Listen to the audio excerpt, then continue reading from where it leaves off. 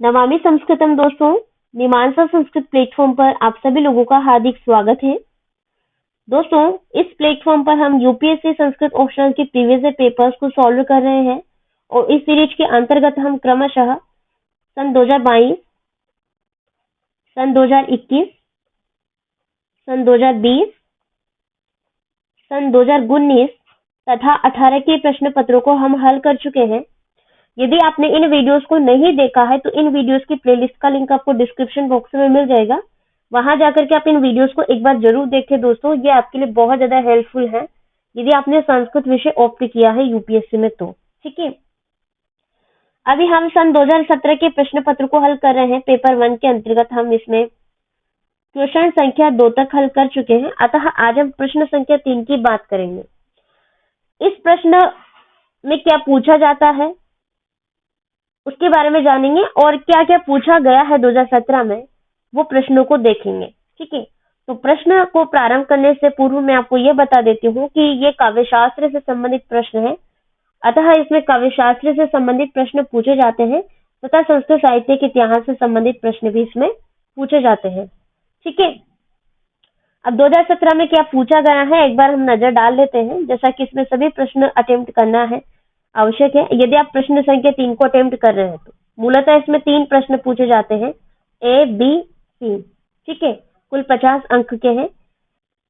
तो चलिए फिर बिना किसी विलंब के हम प्रश्न को देखते हैं। प्रश्न संख्या 3 है, अधोलिखिताः सर्वे प्रश्नाः समाधेया, अर्थात सभी जो नीचे लिखे गए प्रश्न हैं उनको उत्तर करना है आपको।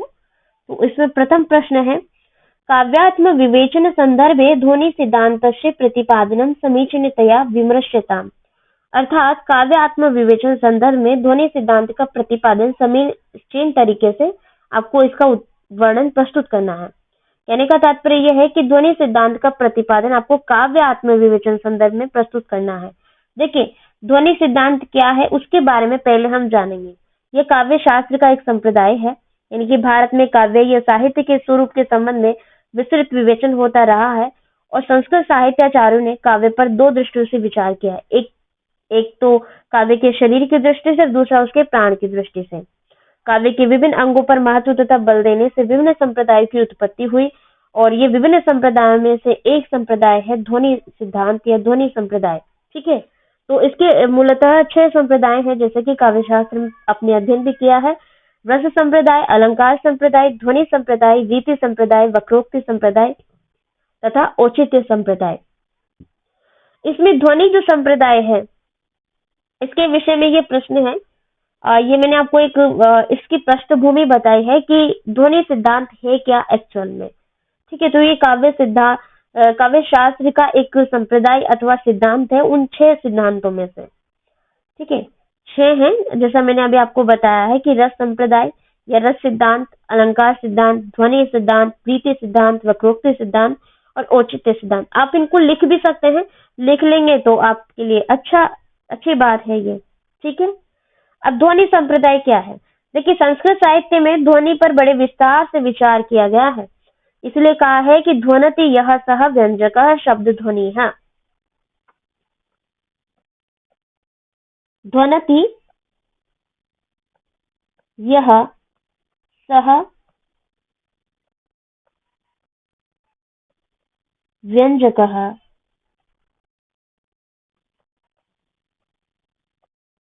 शब्दः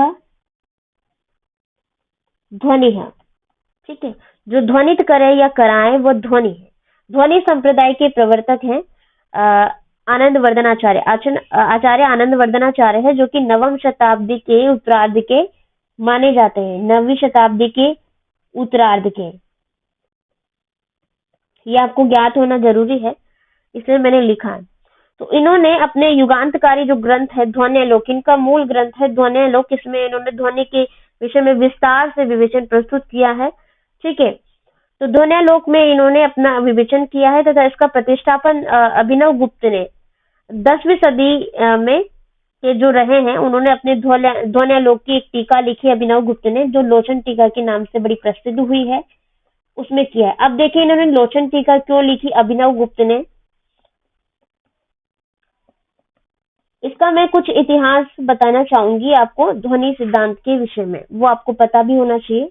हालांकि इस प्रश्न से संदर्भित नहीं है, यानी इसमें नहीं लिखना है, किंतु इससे संदर्भित है। देखिए, जो आचार्य आनंद वर्धनाचार्य हैं, आचार्य आनंद वर्धनाचार्य ध्वनि सिद्धांत के प्रतिष्ठापक हैं। इन्होंने ध्वनि सिद्धांत को स्थापित किया है, किंतु इनके पूर्व में भी ध्वनि के विषय में अन्य अन्य आचार्यों ने लिखा है, बताया है। ठीक है, ऐसा नहीं है कि आनंद वर्धनाचार्य आए और इन्होंने ध्वनि के बारे में सब कुछ बता दिया बाद में आकर, नहीं। इसके पूर्व में भी ध्वनि के बारे में काफी कुछ लिखा, कहा जा चुका है। बाद में आनंद वर्धनाचार्य ने इसकी स्थापना की है। ठीक है, पूर्व के आचार्यों की भी बात रखी है, उनका खंडन करते हुए अपनी बात का इन्होंने प्रतिस्थापन किया है, यानी स्थापित किया है, अपने मत को रखा है।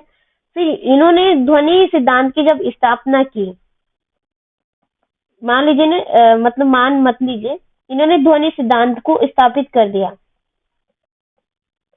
उसके बाद में भी कहीं ऐसे आचार्य हुए हैं जिन्होंने ध्वनि सिद्धांत को खंडित करने का प्रयास किया है तथा अन्य अन्य सिद्धांतों को स्थापित करने की कोशिश की है। फिर उसके बाद में अभिनव गुप्त तथा अन्य और आचार्य हो गए हैं। ठीक है, जैसे कि अभिनव गुप्त है, तो अभिनव गुप्त ने ये लोचन टीका लिखी और इन्होंने ध्वनि सिद्धांत को बनाए रखा। ठीक है, तो कहने का तात्पर्य यह है कि ध्वनि सिद्धांत के जो मूल ये प्रवर्तक हैं वो है आनंद वर्धनाचार्य। इन्होंने इसके बारे में, ध्वनि के बारे में विस्तार से अपने ध्वन्यालोक नामक ग्रंथ में लिखा है। ध्वन्यालोक नाम से ये प्रसिद्ध है। ठीक है, और ध्वन्यालोक की लोचन टीका अभिनव गुप्त द्वारा लिखी गई है 10वीं सदी में। मोहम्मद तुगलक, हेमचंद्र, जयदेव, विश्वनाथ, पंडित राज जगन्नाथ इसी संप्रदाय के प्रतिष्ठित आचार्य रहे हैं। इन्होंने भी ध्वनि सिद्धांत को स्वीकारा है। ध्वनि सिद्धांत के विषय में, या ध्वनि सिद्धांत का मतलब ये कहें कि मान्यता प्राप्त दी है। ठीक है, ध्वनि सिद्धांत के विषय में बात करें तो ध्वनि सिद्धांत एक बहुत प्राचीन सिद्धांत है। काव्य आत्मा ध्वनि रीति बोधेरहा समामनाथ पूर्वे लिख करके आनंद वर्धन ने इसी बात का समर्थन किया है, और इससे हमें ये ज्ञात होता है कि ध्वन्यालोक की इस कारिका और वृत्ति से ये ज्ञात हो जाता है कि इस पर अभिनव गुप्त की टीका से यह स्पष्ट है कि और ध्वन्यालोक की इस कारिका और वृत्ति से तथा इस पर अभिनव गुप्त की टीका से यह स्पष्ट हो जाता है कि आनंद वर्धन से पूर्व विद्वान समालोचकों ने ध्वनि की चर्चा की थी और वे ध्वनि को काव्य की आत्मा स्वीकार करते हैं। ठीक है, आनंद वर्धन ने इन विद्वानों की मान्यताओं को पुस्तक रूप में संपादित करके ध्वनि के सिद्धांत की स्थापना की, जिस पुस्तक का नाम है ध्वन्यालोक, और ये ध्वन्यालोक की कारिका में आनंद वर्धनाचार्य ने ऐसा लिखा है। ठीक है, तो ये काव्य की आत्मा है, इसको मान्यता प्रदान करी है अन्य अन्य आचार्यों ने भी। ठीक है, उसके विषय में आप बता सकते हैं मोहम्मद तुगलक, हेमचंद्र, जयदेव, विश्वनाथ, ठीक है, पंडित राज जगन्नाथ, इन्होंने इन मान्यता प्रदान की है।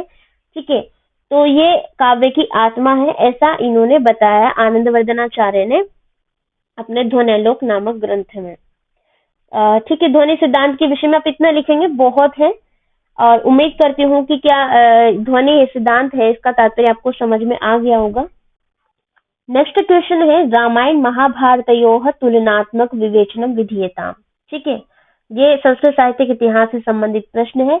यहाँ पर इसका तात्पर्य यह है कि रामायण और महाभारत का तुलनात्मक विवेचन आपको प्रस्तुत करना है। देखिए, रामायण महाभारत नामक ग्रंथ से कौन नहीं परिचित है, अर्थात सब लोग परिचित हैं। इसके विषय में तुलनात्मक अध्ययन आप प्रस्तुत कर सकते हैं। जैसा कि आपको ज्ञात भी है कि रामायण व महाभारत दोनों ही भारतीयों के जीवन के नैतिक विचारों और धार्मिक मान्यताओं को प्रभावित करते हैं। अंतर यह है कि रामायण प्रधान रूप से अलंकृत काव्य के रूप में प्रस्तुत इतिहास है, जबकि महाभारत एक शुद्ध इतिहास है। हमें कह सकते हैं कि आदर्श रूप रामायण ने प्रस्तुत किया है, और वहीं दूसरी ओर महाभारत जो है, महाभारत में भी हमें गीता नामक जो उपदेश भगवान श्री कृष्ण ने दिया है वो सभी के जीवन उपयोगी है, सभी के जीवन में काम आने वाला ग्रंथ है। ठीक है, तो ये दोनों रामायण और महाभारत हमारी भारतीय संस्कृति के धार्मिक ग्रंथों में से दो ग्रंथ हैं जिनका तुलनात्मक विवेचन आपको यहाँ पर करना है। देखिए, क्या कारण, अब रामायण और महाभारत में भी काफी अंतर आपको देखने को मिल जाएगा, बहुत सारी समानताएं हैं। जैसे कि अभी रामायण को लोग पूजते हैं और कुछ लोग महाभारत को घरों में रखना भी वर्जित मानते हैं। ठीक है। अब रामायण को क्यों रखते हैं? क्योंकि रामायण प्रेम, त्याग, कर्तव्य, संभाव और आज्ञा पालन जैसे कई आदर्श मूल्यों के साथ साथ जोड़ने की प्रवृत्ति सिखाती है। जबकि महाभारत इससे बिल्कुल उलट है। उसमें राग, द्वेष, छल, कपट, राजनीतिक नैतिकता के हास व बड़ों की अवहेलना के साथ उद्दंडता, परिवार तोड़ने और अति महत्वाकांक्षा, अहंकार का चरमोत्कर्ष इसमें दिखाई देता है। लेकिन अंत में महाभारत में भी देखा जाए तो न्याय व सत्य की ही विजय दिखाई गई है। गीता का एक मूल ग्रंथ जो कि धार्मिक ग्रंथों में अनुपम ग्रंथ है, ये हमें महाभारत से ही तो प्राप्त होता है। तो महाभारत की भी अपनी एक विशेषता है। देखो, ये दोनों ग्रंथ हैं। रामायण भले आदर्श को स्थापित करता है, इसमें प्रेम, त्याग, कर्तव्य इत्यादि की भावना देखने को मिलती है। वहीं दूसरी ओर महाभारत में क्या देखने को मिलता है वो मैं आपको बता चुकी हूँ। तो इनमें दोनों में कितनी समानताएं हैं और कितनी भिन्नताएं हैं वो तुलनात्मक रूप से आपको प्रस्तुत करनी। तो दोस्तों, रामायण तथा महाभारत का तुलनात्मक विवेचन प्रस्तुत करने से पूर्व आपको ये ज्ञात होना जरूरी है कि रामायण जो है वो पूर्व में लिखा गया था। महाभारत के पहले रामायण लिखी गई थी, तत्पश्चात फिर महाभारत जो कि वेद व्यास जी के द्वारा लिखा गया था। ठीक है, रामायण पहले लिखा जा चुका था। तो ये आदि कवि वाल्मीकि द्वारा लिखित है। यहाँ पर रामायण व महाभारत ये दोनों ही भारतीय जीवन के नैतिक विचारों और धार्मिक मान्यताओं को प्रभावित करने वाले ग्रंथ हैं और इनमें कुछ समानताएं हैं तो कहीं असमानताएं भी देखने को मिलती है। कहा जाता है कि भगवान शंकर ने सर्वप्रथम 100 करोड़ श्लोकों में राम भगवान के चरित्र का वर्णन किया था। कहते हैं कि चरितम रघुनाथ से शतकोटि प्रविस्तरम, जबकि महाभारत मूल रूप से जय संहिता है। ठीक है, महाभारत के पहले ही श्लोक में ततो जयम उदीरयेत का उल्लेख होता है। तो ये भी हमें देखने को मिलता है। फिर अब जैसे कि रामायण और महाभारत दोनों का प्रारंभ राज्यसभा के दृश्य से होता है। दोनों में ही सत्य की असत्य पर विजय दिखाई गई है। कुछ समय तक चाहे असत्य का उत्कर्ष दिखाई भी पड़े, परंतु अंततोगत्वा सत्य की विजय होती ही है। दोनों ही काव्य अपने अपने रचयिताओं के शिष्यों द्वारा यज्ञ के शुभ अवसर पर सुनाए गए हैं और दोनों काव्यों में चिरकाल तक आदान प्रदान होता रहा है और समय के साथ साथ इन दोनों काव्यों में परिवर्धन एवं परिशोधन भी होता रहा है। ठीक है, दोनों ग्रंथों में सीता और द्रौपदी नामक जो नायिकाएं हैं उन नायिकाओं का जन्म भी अलौकिक प्रकार से प्रस्तुत किया गया। जैसा कि सीता का जन्म यहाँ पर किसी स्त्री से नहीं, रामायण में किसी स्त्री से नहीं अपितु धरती से उनका जन्म माना गया। उसी प्रकार से द्रौपदी का जन्म अग्नि से माना गया है। ठीक है, तो ये अलौकिक रूप से इन दोनों ग्रंथों की नायिकाओं में देखने को मिलता है। सीता का पृथ्वी से और द्रौपदी का अग्निकुंड से। ठीक है, दोनों ग्रंथों में अयोध्या राजकुमारों का जन्म व कौरव पांडवों का जन्म भी सामान्य नहीं है। द्रौपदी व सीता के पास क्षुधा तृप्ति की दिव्य शक्ति थी। द्रौपदी के पास अक्षय पात्र और सीता को इंद्र द्वारा दी हुई खीर का अशोक वाटिका में सेवन, दोनों का प्रारंभ राज्यसभा के दृश्य से होता है और ये दोनों अलौकिक दृश्य हैं जो कि हमें दोनों ग्रंथों में देखने को मिलते हैं। दोनों में स्वयंवर देखने को मिलता है। ठीक है, सीता स्वयंवर एवं द्रौपदी स्वयंवर। सीता स्वयंवर में राम और द्रौपदी स्वयंवर में अर्जुन द्वारा धनुर्विद्या का प्रदर्शन किया जाता है। रावण द्वारा सीता हरण व द्रौपदी का जयद्रथ द्वारा हरण दोनों में होता है। ठीक है, राम तथा पांडवों के वनवास में सीता व द्रौपदी के कारण महायुद्ध होने में देवताओं द्वारा प्रदत्त दिव्यास्त्र प्राप्त करने में राम को सुग्रीव से तथा पांडवों का जो विराट राजा है, मत्स्य नरेश के विराट राजा से मित्रता होने जैसी बातों की समानता देखने को मिलती है दोनों ही ग्रंथों में। ठीक है, तो राम की मित्रता होती है सुग्रीव से। वहीं उसी ओर महाभारत में देखें तो पांडवों की मित्रता होती है जो विराट के राजा हैं। ठीक है, मत्स्य नरेश विराट, तो वहां पर ये रहते हैं क्योंकि इनको 1 वर्ष का अज्ञातवास होता है, तो छुप करके वहां पर रहते हैं भेष बदल करके। तो ये दिखाया गया है। फिर अंत में जिनसे उनकी मित्रता होती है उन्हीं का सहयोग प्राप्त होता है युद्ध में और फिर युद्ध होता है। ठीक है, रामायण में एक ही नायक है और वह है राम, लेकिन महाभारत में मुख्य पात्रों के बीच में किसी एक का नायक के रूप में चयन कर पाना अत्यंत कठिन कार्य है। रामायण में धर्म की प्रधानता है, जबकि महाभारत में क्या है, शौर्य और कर्म प्रधान है। ठीक है, रामायण में राम का रावण के साथ युद्ध करना एक नियति थी, जबकि महाभारत में कौरवों और पांडवों का युद्ध एक पारस्परिक द्वेष और ईर्ष्या के कारण हुआ था। क्योंकि दुर्योधन ने सारा राज्य अपना हड़प लिया था, युधिष्ठिर का भी। ठीक है, और उनको जो है मतलब धोखे से हड़प लिया था। वो जैसे आपको पता है पासे वासे खेले गए थे, दूध क्रीड़ा हुई थी, तो उसमें धोखे से पांडवों का राज्य भी दुर्योधन ने छीन लिया था और उनको वनवास दे दिया था, दास बना लिया था अपना। ठीक है, ठीक है। जबकि महाभारत, ये जो महाभारत है इसमें राजनीति कूटनीति ये देखने को मिलता है, और रामायण में सदाचार और नैतिकता देखने को मिलती है। तो काफी सारी समानताएं भी है और काफी सारी विषमताएं भी है, वो आपको इसमें बतानी है। मैं उम्मीद करती हूँ कि किस तरीके से बतानी है वो आपको एक समझ में आ गया होगा। जैसे मैंने ये जो भी बताया है, तो आप इनको दो भागों में डिवाइड करके लिखेंगे, एक तरफ रामायण का, ठीक है, और एक तरफ महाभारत का। जब आप दोनों चीजों को पॉइंट टू पॉइंट साथ साथ लिखते जाएंगे ना, तब वो तुलनात्मक अध्ययन होगा। ठीक है, आगे बढ़ते हैं। अगला प्रश्न है इसमें, लक्षणायाः स्वरूपम सोदाहरणम प्रतिपाद्यताम, अर्थात लक्षणा का स्वरूप उदाहरण सहित आपको बताना है। अगला प्रश्न है, लक्षणायाः स्वरूपम सोदाहरणम प्रतिपाद्यताम, अर्थात लक्षणा का स्वरूप जो है उदाहरण सहित आपको बताना है। ठीक है, तो लक्षणा क्या है उसके पहले आपको जानकारी होनी चाहिए, फिर ही आप लक्षणा का स्वरूप उदाहरण सहित बता पाएंगे। देखिए, जो मम्मटाचार्य है, इनका ग्रंथ है काव्य प्रकाश, तो उसमें इन्होंने लक्षणा का स्वरूप बताया है। वो देखिए, एक कारिका है, सूत्र है, 12वें नंबर का सूत्र आप देखेंगे काव्य प्रकाश में, तो आपको ज्ञात होगा कि मुख्यार्थ बाधे तद योगे रूढ़ितो अथ प्रयोजनात् अन्यो अर्थो लक्ष्येत यत्सा लक्षणा आरोपिता क्रिया। लक्षणा आरोपिता क्रिया, ये जो मैंने बोली है कारिका, इसको आप लिख भी सकते हैं क्योंकि ये बहुत ज्यादा इंपॉर्टेंट है आपके काव्य शास्त्र में, जब जब भी लक्षणा का स्वरूप आपको बताना हो तो। जिसका तात्पर्य है कि मुख्य अर्थ का बाध होने पर तथा उस मुख्यार्थ के साथ संबंध अर्थात योग होने पर प्रसिद्धिवश रूढ़ि अथवा प्रयोजन से जिस शब्द वृत्ति द्वारा अन्य अर्थ की प्रतीति होती है, वह शब्द में कल्पित या आरोपित वृत्ति या व्यापार क्रिया लक्षणा होती है।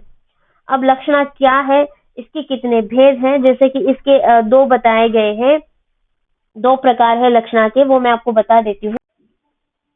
लक्षणा के दो प्रकार हैं, जैसे कि एक तो है रूढ़ि और दूसरा प्रकार है प्रयोजन। इसको हम प्रयोजनवती लक्षणा के नाम से जानते हैं, प्रयोजन।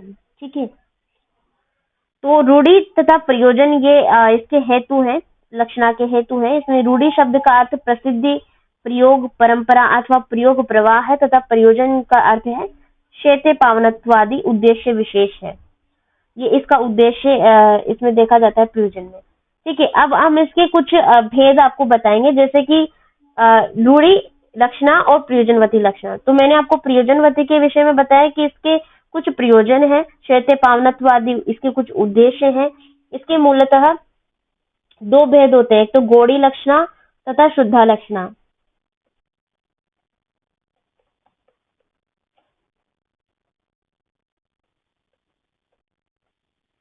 अब यहाँ से हम इधर चलेंगे, प्रयोजन के जो से मैंने दो भेद बता दी, गौड़ी, ठीक है, ये गौड़ी और ये शुद्धा।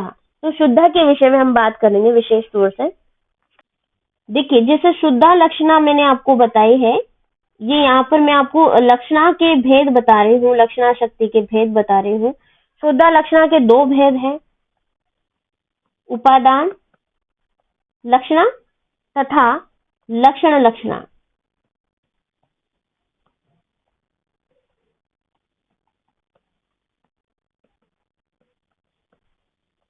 ठीक है, ये लक्षण लक्षणा है। तो यहाँ पर जैसे कि मम्मट भी कहते हैं कि उपादानम लक्षणम च इति उक्ता शुद्धा एव च शुद्धा एव सा द्विधा, यानी कि शुद्धा के दो भेद हैं, शुद्धा दो प्रकार की है, प्रथम है उपादान लक्षणा, द्वितीय है लक्षण लक्षणा।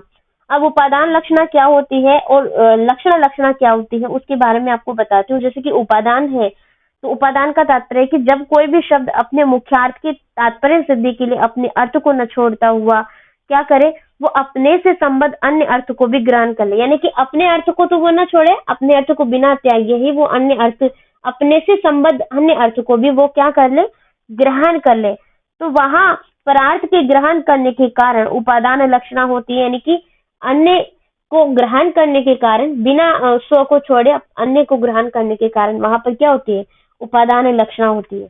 उसी प्रकार से लक्षण लक्षणा इसकी विपरीत है। लक्षण लक्षणा में क्या होता है कि जब कोई शब्द, शब्द के विषय में बात की जा रही है, कि जब कोई शब्द अन्यार्थ को अन्वय सिद्धि के लिए, अपने अन्वय सिद्धि के लिए अपने अर्थ का पूर्ण रूप से परित्याग कर अन्य अर्थ का उपस्थापक मात्र हो जाता है, अर्थात परार्थ की सिद्धि के लिए स्वार्थ को यह समर्पित कर देता है, वहां लक्षण लक्षणा होती है। ठीक है, इसका एक मूल उदाहरण है, जैसे गंगायाम, आपको उदाहरण देकर बताते हैं।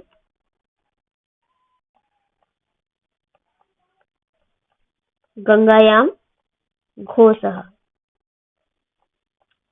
अब यहाँ पर गंगा पद जो है वो तट रूप परार्थ की सिद्धि के लिए, यानी उस गंगा के तट को सिद्ध करने के लिए, जो कि ये अन्य ही शब्द है, इसको सिद्ध करने के लिए अपने अर्थ यानी मुख्यार्थ का परित्याग करके स्व समर्पण कर देता है।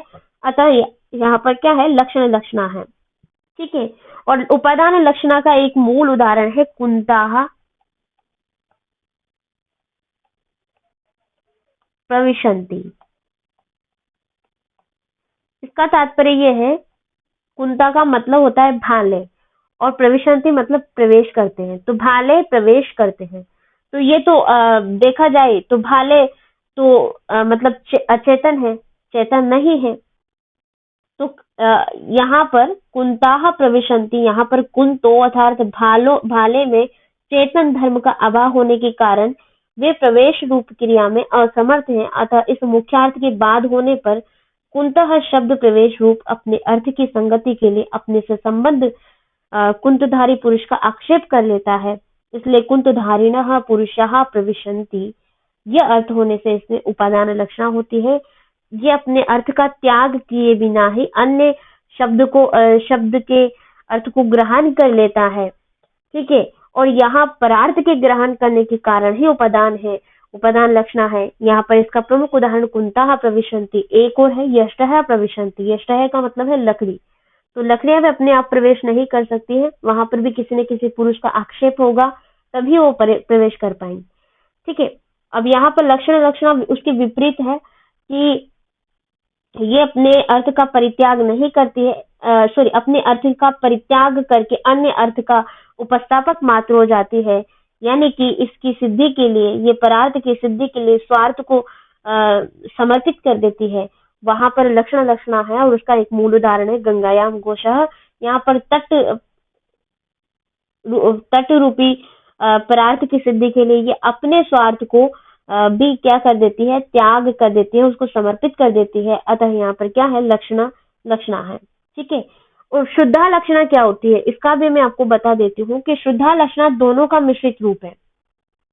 उपचार से अर्थात सादृश्याख्य संबद्ध से मिश्रित न होने के कारण दोनों प्रकार की, अर्थात उपादान लक्षणा एवं लक्षण लक्षणा, लक्षणा ये दोनों मिला करके, यानी कि इनका मिश्रित रूप ही क्या होता है, शुद्धा लक्षणा होता है। अर्थात जहाँ उपचार का मिश्रित होता है, उपचार का मिश्रित रूप होता है, वहां गौणी लक्षणा होती है। ठीक है, और जहां उपचार का मिश्रण नहीं होता वहां शुद्धा लक्षणा होती है। जैसा कि मैंने आपको बताया था कि इसका एक और अर्थ है गौणी लक्षणा। किसका, प्रयोजनवती लक्षणा का एक और अर्थ होता है गौणी लक्षणा, अर्थ नहीं, इसका प्रकार है।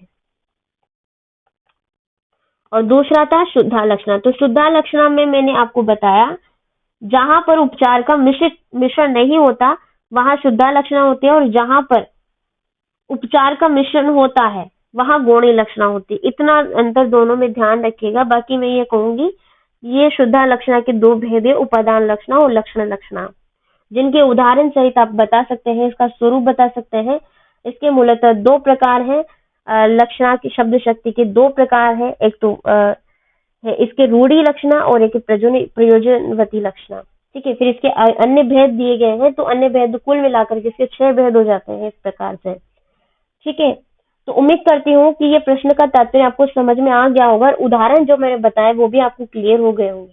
यदि आपको फिर भी कोई कुछ चीज समझ में नहीं आई, डाउट है, तो आप कमेंट बॉक्स में कमेंट करके इस प्रश्न से या अन्य प्रश्नों से संबंधित पूछ सकते हैं इस वीडियो में के नीचे बॉक्स में। ठीक है, तो यहीं पर मैं अपनी वाणी को विराम देती हूँ दोस्तों। आप सभी लोगों का तहे दिल से शुक्रिया कि आप अंततः हमारे साथ बने रहे। नमामि संस्कृतम।